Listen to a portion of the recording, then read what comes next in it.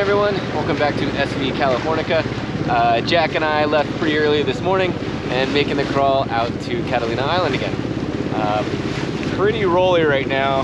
There were some Santa Anas yesterday. It really kind of made a mess of things, but it's dying out and we're making the crawl over. So we are headed to Little Harbor, where we will hopefully get a spot this time. Last time it was a little too crowded, but I'm a little optimistic right now. We got a brand new stern anchor.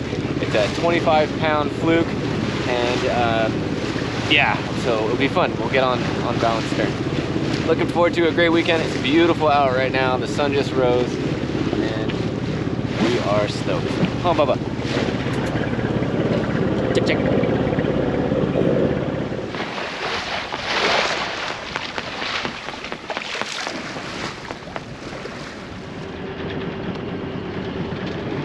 All right, we got one other boat, a larger motorboat that's anchored right now and in Little Harbor, so looks like we have plenty of room. Looks like they might be swinging around on a single hook, so we'll see if we'll give enough room, and if we'll be all right, we'll do the same and then maybe put out the stern anchor. I'm trying to be a little cautious too. It's high tide at the peak, and there's a reef over here and a couple of rocks, so there's a couple of hazards to be mindful of. So we're going pretty slow, and we'll get on the hook.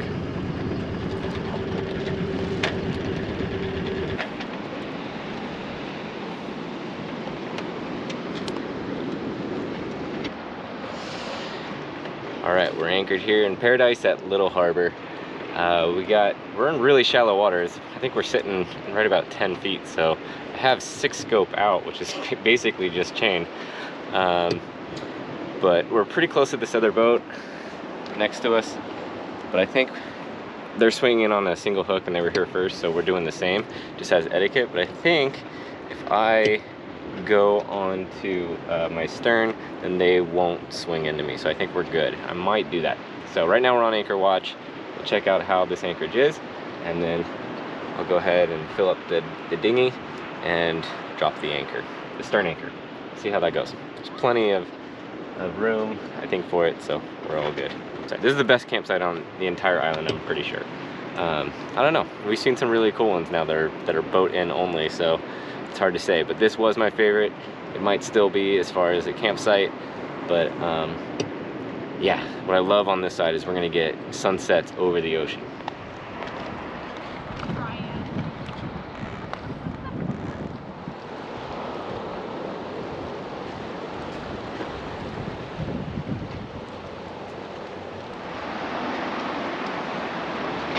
All right, good morning from Little Harbor, and we had a great night.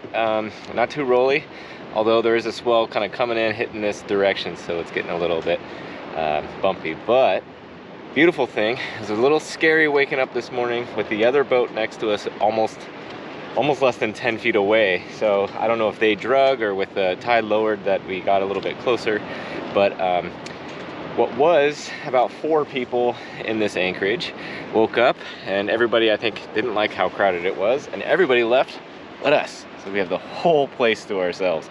So I am stoked.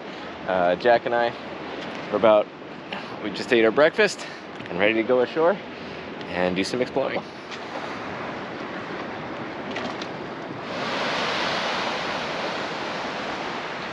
Okay, so right away as you come ashore, you see this protected area. So you have these pilings that are segregating out this and trying to protect this patch here, or this population of Abronia, or beach sand verbena, pink sand verbena.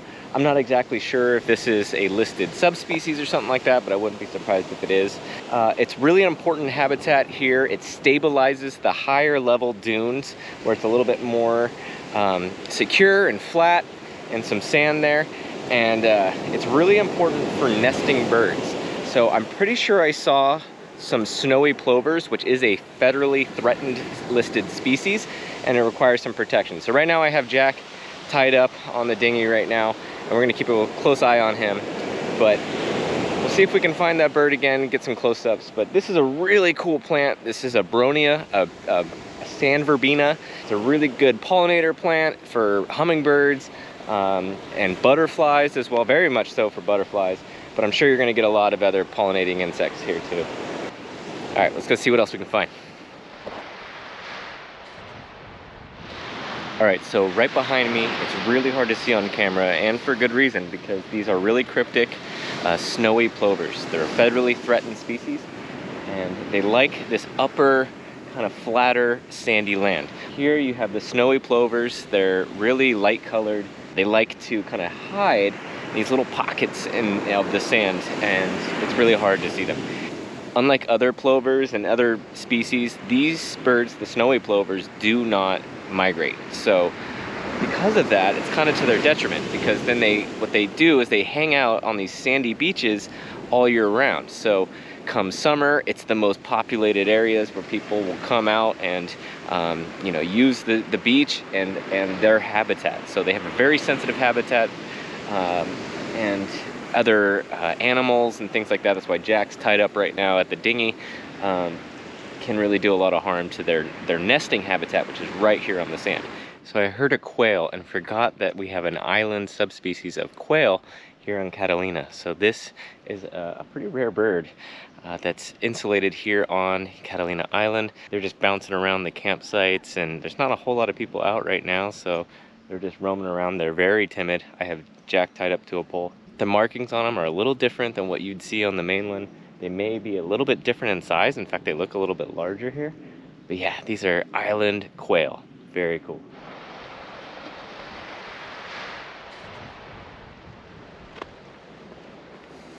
So there's this really cool stone bench set up here as just a nice little overlook of the harbor. It has a little plaque on it. It's called Father Jack's Bench. Little doggo Jack, salty dog, thinks it's pretty cool too. Right now we're the only ones in the anchorage, and we're just there enjoying the view of our boat peacefully at anchor here at Little Harbor. This is the life.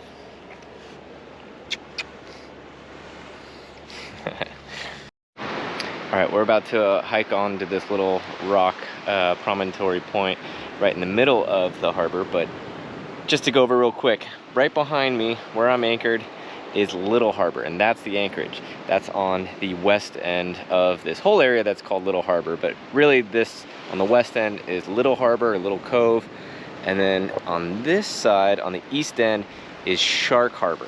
And it's not an anchorage. It's not really good for any holding or anything like that. I think there's a lot of rocks and maybe kelp in there, but yeah, we're gonna go hike up onto this little middle point and see what plants we can find and check out our boat on anchorage yet again. I love this.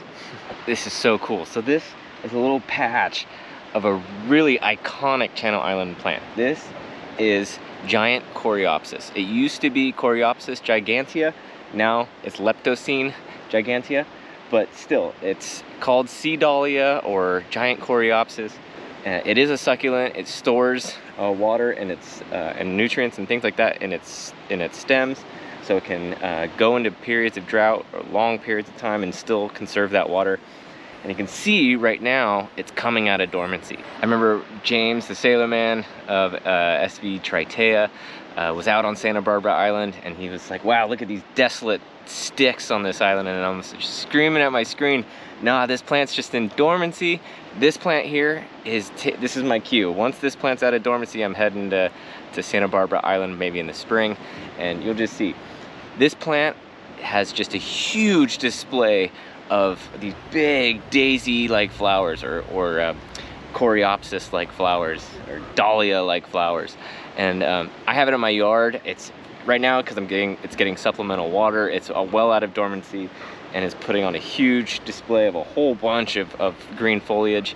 And then eventually in spring, it's going to have this massive flush of a big, beautiful bouquet of flowers. Great cut flower plant too in your yard. It's just coming out of dormancy now. It actually has a wide distribution on many of the islands, and even a little bluff, an area around Palos Verdes. So that area actually used to be one of the Channel Islands. Now it's part of the mainland. It's a whole other natural history that we can talk about someday. But yeah, this plant, it's an iconic Channel Islands plant, and here it is, just beautifully on this side of the island. This is Coreopsis gigantea. Well, its new name now is Leptosyne gigantea, the giant Coreopsis.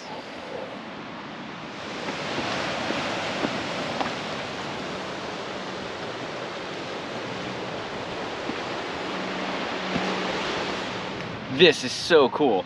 So this is actually a really rare cactus, and it occurs in very rare habitats too, along just Southern California, out on the islands, a couple places, and down into Baja. It's more distributed down into Baja, but it's a super rare cactus. Here it is on Catalina Island.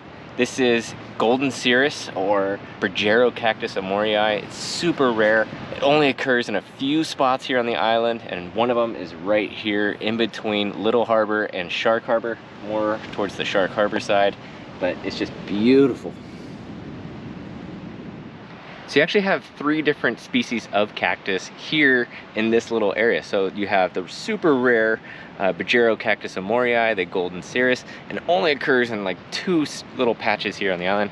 Then behind me, you see more of the widespread, larger pad Opuntia littoralis. That is a coastal prickly pear, which I've talked about in other videos, and that's the more widely and most common species you're going to see here on the island. You see a whole bunch of it right here behind me.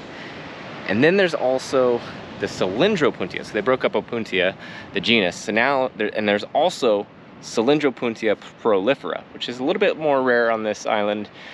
You'll typically see Opuntia littoralis, but the more cholla-like or cylindrical shaped cactus is called Cylindropuntia prolifera, or coastal cholla. So this Dudley here is actually a really cool find. So on this side of the island, you have a larger leaf, a larger, flatter leaf.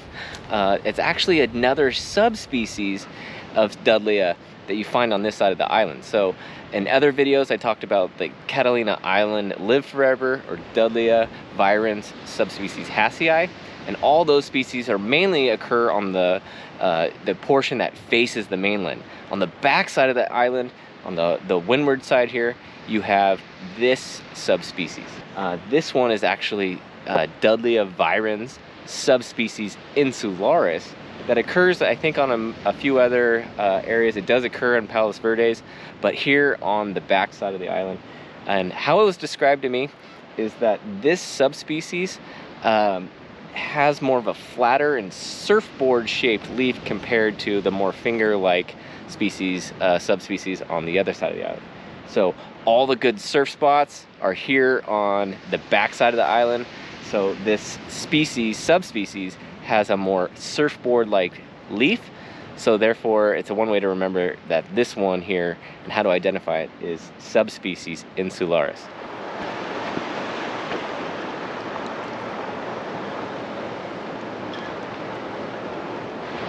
All right, I want to thank you all for joining me and Jack on this exploration of Little Harbor. We had a great time. We saw a lot of really cool things. And so yeah, please hit that like and subscribe button, and share the videos with people you think might enjoy them, and hit that little bell to get notified when the next video comes out. Again, I'm trying to do them about every 2 weeks or so. So yeah, thank you all for joining me.